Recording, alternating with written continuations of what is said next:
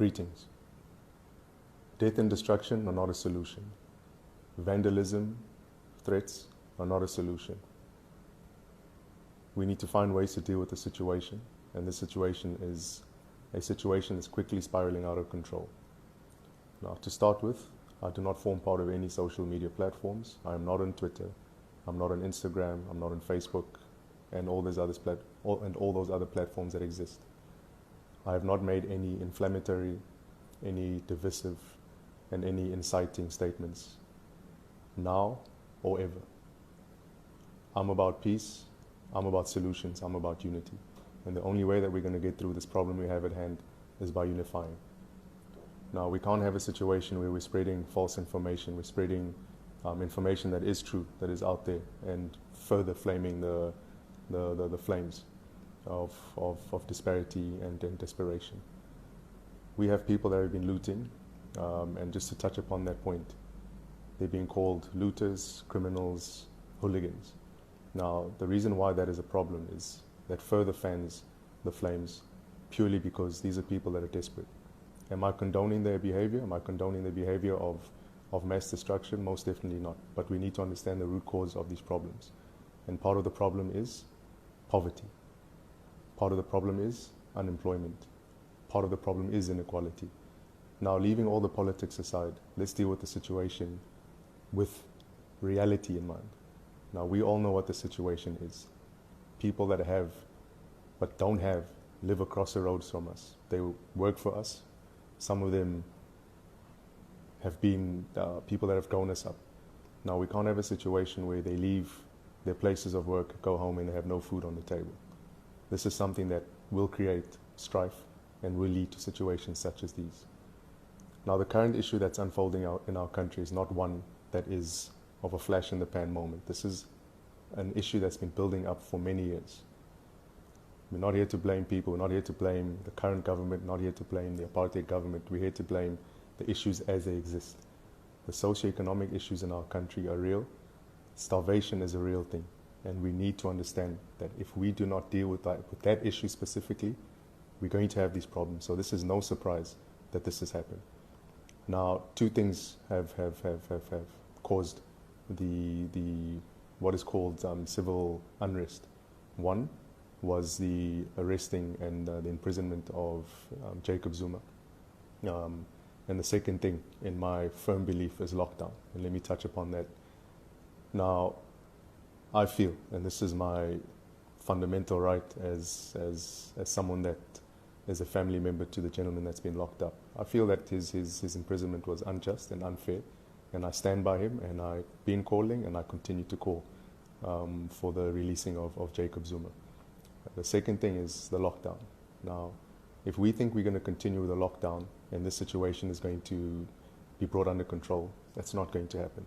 And the reason I say this is, and I've said this a year ago, when the first phase of the lockdown happened, the first 21 days, if I'm not mistaken, I'd said we only have this one chance, which was last year in late March, early April, to lock down the country. We will not have any chances after that. Why?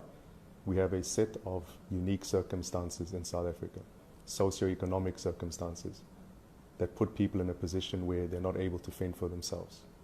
Now, if we come and we lock people down further and say, guys, you guys haven't been earning for a while. As a matter of fact, the ones that have sit at home indefinitely. What do we expect to happen? There's certain choices that we've made that have brought us to this position that we're in today.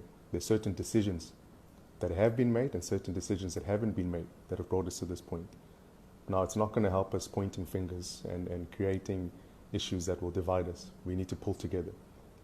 The issues of inequality, the issues of poverty, the issues of unemployment are obviously a real issue. This is what's playing out in the public domain. And the bigger issues that will follow as they latch on to these root issues. And we're seeing it happening, the issues of tribalism that have existed in our country, where there's been black on black hate.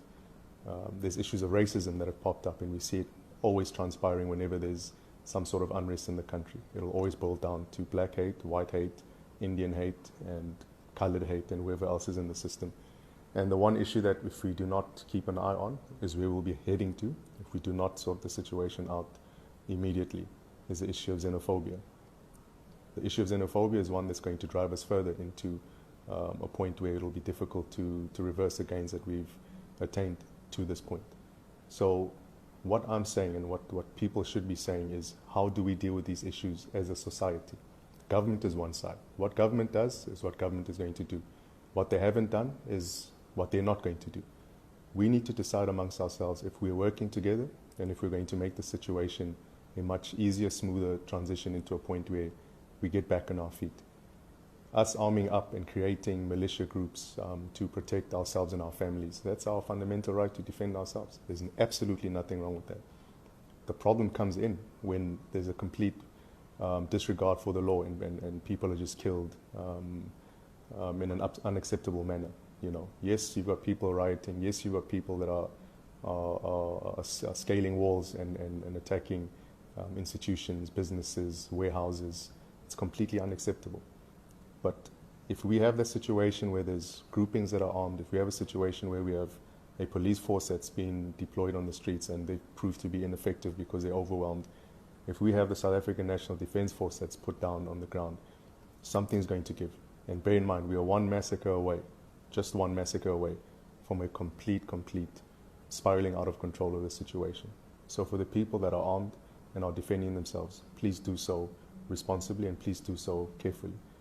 And similarly, for the people that are protesting and looting, please do so carefully and please do so responsibly, because you cannot hold people responsible for defending what they love. So that's just a point that I wanted to raise. So unless we start off by dealing with the issues that seem to be the problem, which is the imprisonment of Jacob Zuma, number one, and number two, the lockdown, in my belief, that's causing these issues, we are not starting in resolving these problems. Why? Because a lockdown is about people sitting at home. You've got idle minds.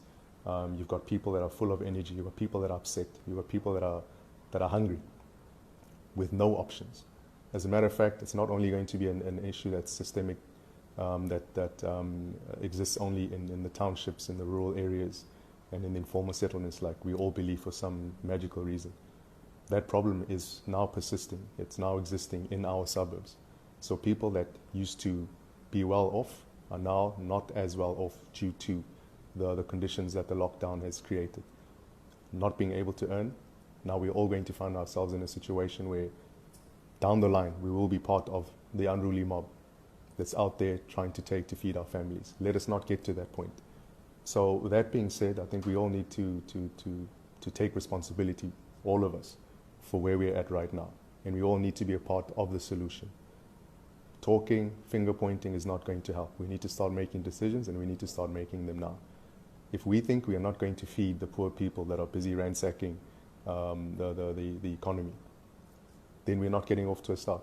So we need to find ways. If we have a military that's deployed, let's not make the military antagonistic to the population and vice versa. Let's create a situation where the military is part of the solution. People need to be fed. Let's get the mills up and running. Let's get the businesses up and running. Let's get people out on the streets to live, to earn, to work.